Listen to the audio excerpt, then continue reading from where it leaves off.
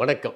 மனிதர்கள் எப்போதுமே நன்றியை அடுத்தவரிடம் எதிர்பார்ப்பார்கள். ஏதாவது ஒரு நல்ல பணியை செய்தால் அடுத்தவர்கள் நம்மிடம் நன்றி பாராட்ட வேண்டும் என்று நினைக்கிற உள்ளம் மனிதர்களிடம் உண்டு. அதனால தான் ஒரு நாய்க்கு சோறு வச்சா கூட அது வாலாட்டும் அப்படின்னு நம்ம எதிர்பார்க்குறோம். ஒரு பூனைக்கு சோறு வச்சா கூட அந்த பூனை காலில் உரசிட்டு போகணும் அப்படின்னு நம்ம நினைக்கிறோம். இது மனிதர்களுடைய இயல்பு. அதனால தான் திருவள்ளுவர் சொன்னார், நன்றி மறப்பது நன்றன்று. ஒருவர் நல்லது செஞ்சாங்கன்னா அதை மறக்கவே கூடாது, எப்போதுமே ஞாபகத்தில் வச்சுக்கணும் அப்படின்னு சொன்னார். நம்ம படிச்சிருக்கிறோம், நன்றி ஒருவர்க்கு செய்தக்கால் அந்நன்றி என்று தருங்கொள் என வேண்டாம், நின்று தளரா வளர்த்தெங்கு தாழ் உண்ட நீரை தலையாலே தான் தருதலால் அப்படின்னு நம்ம படிச்சிருக்கிறோம். எடுத்த உடனே ஒரு நல்ல காரியத்தை ஒருத்தர் நம்ம செஞ்சிட்டோம்னா உடனே அவங்க நன்றி செலுத்தணும்னு எதிர்பார்க்க வேணாம். சில நேரங்களில் அவங்கள காலம் கழித்து அதுக்கு நமக்கு தேவையான ஒரு பிரதி உபகாரத்தை அவங்க செய்வாங்க. உடனே கிடைக்கணும்னு எதிர்பார்க்க வேண்டியதில்லை அப்படின்னு சொல்லிட்டு நம்ம படிச்சிருக்கிறோம். சிசரோ அப்படிங்கிற ஒரு ரோமாபுரியை சார்ந்த அறிஞர், அவர் என்ன சொன்னார்னா, நன்றியுடைமை தான் எல்லா நற்பண்புகளுக்கும் தாய் அப்படின்னார். It is the mother of all virtues அப்படின்னு சொன்னார். ஒருவனிடம் நன்றி இல்லைன்னா வேறு எந்த பண்பையும் நீங்கள் பார்க்க முடியாது. அவங்ககிட்ட ஒரு நேர்மை இருக்காது, உண்மை இருக்காது, நட்பு இருக்காது, எந்த ஒரு பரோபகாரம் இருக்காது, எதுவுமே இருக்காது. அவன் ஒரு தட்டையான மனிதனாக, ஒரு தக்கையான மனிதனாக தான் இருப்பான். நன்றி உணர்வு தான் ஒரு மனிதனுடைய கேலிபருக்கான ஒரு அளவுகோலாக இருக்குது. ஒருத்தன் நல்லவனா அப்படின்னா அவன் நன்றி உணர்வோடு இருக்கானா அப்படிங்கிறது ரொம்ப முக்கியம். பல நேரங்களில் நம்ம பார்ப்போம், இந்த ஓட் ஆஃப் தேங்க்ஸ் சொல்லுவாங்க, நன்றி நவிழல். அந்த டைமில் என்ன பண்ணுவாங்கன்னா, என் நன்றி கொன்றார்க்கும் உய்வில்லை செய் நன்றி கொன்ற மகற்கு அப்படின்னு சொல்லுவாங்க. ஆக்சுவலி நன்றியை மறப்பது வேறு, செய் நன்றி கொள்ளுதல் வேறு. செய் நன்றி கொள்ளுதல்ங்கிறது என்னென்னா, யார் ஒருத்தர் நல்லது செய்தாங்களோ அவங்களுக்கு தீயது செய்வது தான் அந்த மாதிரியான ஒரு விஷயம். 48 லாஸ் ஆஃப் பவர் அப்படின்னு ஒரு புத்தகம் ராபர்ட் கிரீன் எழுதுனது. அதில் நிறைய அனக்டோட்ஸ் கொடுத்துருப்பார். அதில் 2 அனக்டோட்ஸ் இந்த கிராட்டிடியூடை பற்றி, நன்றி பற்றி 2 அனக்டோட்ஸ். ஒன்று ஒரு வசீர் இருப்பார், 20 ஆண்டுகள் ரொம்ப நேர்மையாக அந்த சுல்தானுக்கு ஒர்க் பண்ணிகிட்ருப்பார். இவர் ரொம்ப க்ளோஸாக இருக்கிறத பார்த்துட்டு மற்றவங்களாம் என்ன பண்ணுறாங்கன்னா, இவங்க ரிலேஷன்ஷிப்பை க்ளோஸ் பண்ணோம் அப்படிங்கிறதுக்காக இல்லாததும் பொல்லாததும் போய் சொல்லிடுவாங்க. உடனே அந்த சுல்தான் கோபப்பட்டு, என்னையே மதிக்க மாட்டேங்கிறாரா அந்த வசீர், அவருக்கு மரண தண்டனை விதிக்கிறேன்றார். அந்த ஊர்படி மரண தண்டனை என்னென்னா, ஒரு பெரிய மைதானத்தில் கை காலெல்லாம் கயிற்றில் கட்டி உருட்டி விடுவாங்க. அந்த சுல்தான் ஒரு 10 வேட்டை நாய் வச்சுருக்காரு, அந்த வேட்டை நாயை அவுத்து விடுவாங்க. அந்த வேட்டை நாயெல்லாம் போய் பாஞ்சி அவர் கடித்து கொதறி கொள்ளும். இதுதான் அந்த மரண தண்டனை. வசீர் உடனே சுல்தான்கிட்ட சொல்கிறாரு, எனக்கு ஒரு 10 நாள் அவகாசம் கொடுங்க, அதுக்கப்புறம் நான் சரண்டர் ஆகிறேன், அதுக்கப்புறம் எனக்கு நீங்கள் மரண தண்டனை கொடுங்க, ஓகே அப்படின்றார். இவர் என்ன பண்ணுறாரு, வீட்டுக்கு போகிறாரு. வீட்டுக்கு போய் தங்கிட்ட இருக்கிற தங்கத்தை எடுத்துகிட்டு ஓடி வராரு. இந்த நாயெல்லாம் ஒருத்தர் பார்த்துக்குவார் இல்லை, இந்த வேட்டை நாய். அவர்கிட்ட இந்த தங்கத்தை கொடுத்து, ஒரு 10 நாள் நீ போ, நீ வீட்டுக்கு போய் ஜாலியாக இரு, நான் பார்த்துக்கிறேன் இந்த நாயை அப்படிங்கிறார். சரி அப்படின்னோடனே இவர் என்ன பண்ணார், சுவையாக மாமிசத்தை சமைச்சு அந்த நாய்களுக்கு போடுறார். ஒரு 4-5 நாள் கழித்த உடனே அந்த நாய்களாம் இவர் கையிலேருந்தே சாப்பிட்ற அளவுக்கு ஃப்ரெண்ட்லி ஆகிடுது. வாலாட்டிக்கிட்டு வருது, இவர் வந்தாலே வாலாட்டுது, கையிலேருந்து சாப்பிட்றது, எல்லா வேட்டை நாயும் ரொம்ப க்ளோஸ் ஆகிடுச்சு. இப்போ எல்லாம் க்ளோஸ் ஆன உடனே 10 நாள் முடிஞ்சோடனே நேராக போய் சுல்தான்கிட்ட நின்னார். நீங்கள் என்ன மரண தண்டனை விதிக்கலான்னு கையை காலெல்லாம் கட்டி அந்த மைதானத்தில் உருட்டினா நாய்களை திறந்து விட்டால் வேகமாக ஓடி வருது. பக்கத்தில் வந்தவுடனே இவரை பார்த்தவுடனே வாலாட்ட ஆரம்பிச்சிருச்சு. சுல்தானுக்கு ஒரே அதிர்ச்சி. எல்லாத்தையும் கடித்து கொதறி கிழிக்கக்கூடிய அந்த வேட்டை நாய்கள் இப்படி ஃப்ரெண்ட்லியாக இருக்கே அப்படின்னு சொல்லிட்டு கயிறெல்லாம் அவுத்து விடுங்கன்னு சொல்லிட்டு வசீரை கூப்பிட்டு என்னாச்சு, இந்த நாய்ங்களாம் உங்களை ஒன்றும் பண்ணல, நடந்ததெல்லாம் சொன்னார். 20 வருஷம் உங்களுக்கு நான் விசுவாசமாக நாய் மாதிரி உழைச்சேன், எனக்கு நீங்கள் மரண தண்டனை கொடுத்துட்டீங்க. ஆனால் 10 நாளாக இது நான் சோறு போட்டேன், ஆனால் அது எவ்வளோ நன்றியோடு இருக்குது பாருங்கன்னு. அப்போ தான் சுல்தானுக்கு தன்னுடைய தவறு தெரிஞ்சது. உடனே என்ன பண்ணார்னா, அந்த வசீரை மறுபடியும் வசீராகவே நியமித்தார் அப்படிங்கிறது ஒரு கதை. இன்னொரு கதை என்னென்னா, ஒரு விவசாயி அவர் என்ன பண்ணுறாரு, காலையிலங்காட்டிலும் காலை கடனுக்காக போகிறார். இப்போ ஒரு பாம்பு அடிக்கிறதுக்கு நிறைய பேர் துரத்திட்டு வராங்க. அந்த பாம்பனுடைய உடம்புல நிறையா காயங்கள் இருக்குது, அதை கொல்லணும்னு வராங்க. அந்த பாம்பு வருது, வந்தவுடனே இவர்கிட்ட கேட்குது, என்னை இந்த மாதிரி காப்பாற்றுங்க அப்படின்னு.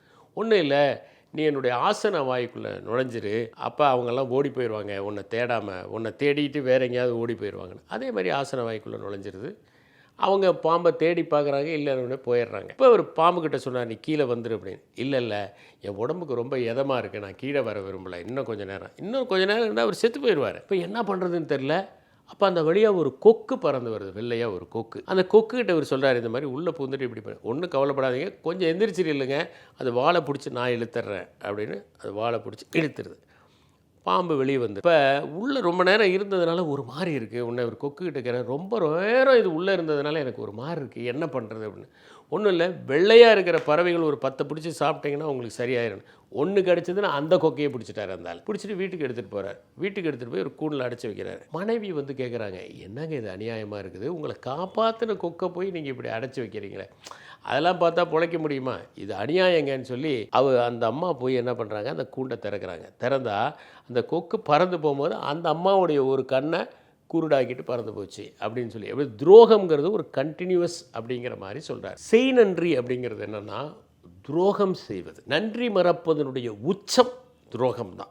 மாலிக் ஜீவன் அப்படின்னு ஒருத்தர் இருந்தார். இந்த மாலிக் ஜீவன் ஷாஜகானால் மரண தண்டனை விதிக்கப்படுகிற நிலைமையில் இருக்கிற போது ஷாஜகானுடைய முதல் மகன் தாரா ஷிகோ, அவர் பெரிய அறிவாளி. அவர் நிறைய உபநிஷத்துக்கள்லாம் கூட பெர்ஷியனில் டிரான்ஸ்லேட் பண்ணவர், ஒரு செக்யூலர் பர்சன். அவர் அங்கே வராரு.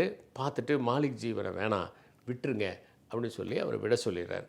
மாலிக் ஜீவன் தப்பிச்சு போயிடுறாரு. அவர் போய் ஒரு ப்ராவின்ஸினுடைய கவர்னராக இருக்கார். அவுரங்கசீப் தாராஷிகா இருவருக்கும் ஒரு போர் வரும்போது தாராஷிகா தோற்று போயிடுறாரு. இப்போ எங்கே போய் அடைக்கலம் தேடுறது?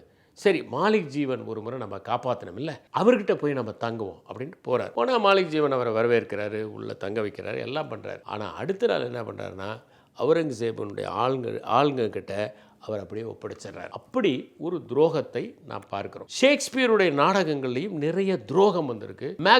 மேக்பத் சிறந்த முறையில் சண்டை போடுறாங்கிறதுக்காக அவனுக்கு இன்னொரு ப்ராவின்ஸினுடைய தானேதாரா பதவி உயர்வை டங்கன் கொடுக்குறாரு. ஆனால் இவன் என்ன நினைக்கிறான்னா, நாமளே அரசரானா என்ன பண்ணுறது, அப்படி நல்லா இருக்குமே அப்படின்னு சொல்லிட்டு அவரை வீட்டுக்கு கூப்பிட்டு தன்னுடைய கோட்டையில் அவர் தூங்கிட்டு இருக்கும் போது அவரை கொல்றான். ஒரு கெஸ்டாக வரவங்களை கொல்லக்கூடாது, தூங்கும் போது கொல்லக்கூடாது, ஒரு மன்னரை கொல்லக்கூடாது. இதெல்லாம் அந்த துரோகத்தை மேக்பத் செய்வான். அதே மாதிரி டைமன் ஆஃப் ஏத்தன்ஸில் ஒரு அருமையான வசனம் வரும். I hate ingratitude in a man than lying, vainness, babbling, drunkenness அப்படின்னு வரும். பொய் சொல்கிறவர்களையோ அல்லது ஆணவம் பிடித்தவர்களையோ அல்லது உளறுகிறவர்களையோ அல்லது குடிகாரர்களையோ கூட நம்ம மன்னிச்சிடலாம். ஆனால் நன்றி உணர்வு இல்லாதவர்களை மன்னிக்கவே முடியாது. இதே மாதிரி தான் நீங்கள் பார்த்தீங்கன்னா தன்னுடைய சொந்த மகள்களே துரோகம் செய்யக்கூடியது தான் அந்த லியர் மன்னன் நாடகத்தில் வரும். இதெல்லாம் இந்த துரோகத்துக்கான ஒரு அடையாளம். நம்ம ஒருத்தருக்கு நல்லது செய்கிறோம் அப்படின்னா உடனே அவங்க செய்யணும்னு நம்ம எதிர்பார்க்காமல் இருக்கிறது பெரிய மனசு. இப்போ சில நேரங்களில் நம்ம எதுவும் செய்யவும் முடியாது. உதாரணத்துக்கு நீங்கள் ஒரு ஏர்போர்ட்டுக்கு போயிட்டுருக்கீங்க, உங்கள் லக்கேஜை தூக்க முடியல. அப்போ யாராவது ஒருத்தர் ஸ்ட்ரேஞ்சர் அந்த லக்கேஜை தூக்கிறதுக்கு ஹெல்ப் பண்ணுறாங்கன்னா அவங்களுக்கு நீங்கள் எப்படி ஹெல்ப் பண்ண போகிறீங்க? இனிமேல் வாழ்க்கையில் சந்திக்கவே முடியாது. சரி, நீங்கள் கீழே விழுந்துடுறீங்க. கீழே விழுந்த உடனே ஒருத்தர் தூக்கி விடுறாரு. இப்போ அவர் கீழே விடுவார்னு நீங்கள் எதிர்பார்த்துட்டு இருக்க முடியுமா? உடனே ஒருத்தர் அட்டாங்கால் கொடுத்து அவர் கீழே விழுந்தோடனே நாம் அவரை எழுப்ப முடியுமா? முடியாது. அவ்வளவுதான். ஆனால் என்ன பண்ணலான்னா, வேறு யாராவது அந்த மாதிரி விழுந்தாங்கன்னா அவங்களுக்கு நம்ம ஹெல்ப் பண்ணலாம்.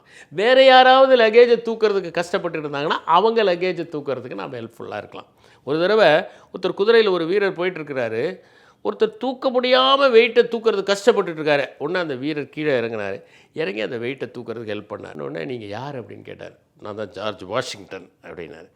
உடனே நீங்களா, இதுக்கு நான் எப்படி நன்றி செலுத்துறது? எனக்கு ஒரு நன்றி செலுத்த வேணாம், இந்த மாதிரி யாராவது மூட்டையை தூக்கிறதுக்கு கஷ்டப்பட்டுட்டு இருந்தால் நீங்கள் தூக்கி விடுங்க, அவ்வளோதான் நீங்கள் செய்ய வேண்டியது அப்படின்னு. ஆக நன்றி மரத்தினுடைய உச்சம் நான் துரோகம்னு சொன்னேன். இதுதான் பல நேரங்களில் போர்களில் மன்னர்கள் வெற்றி பெற்றது வீரத்தினால் அல்ல, துரோகத்தினால். அவங்க படையை சார்ந்தவர்களே துரோகம் பண்ணியிருப்பாங்க.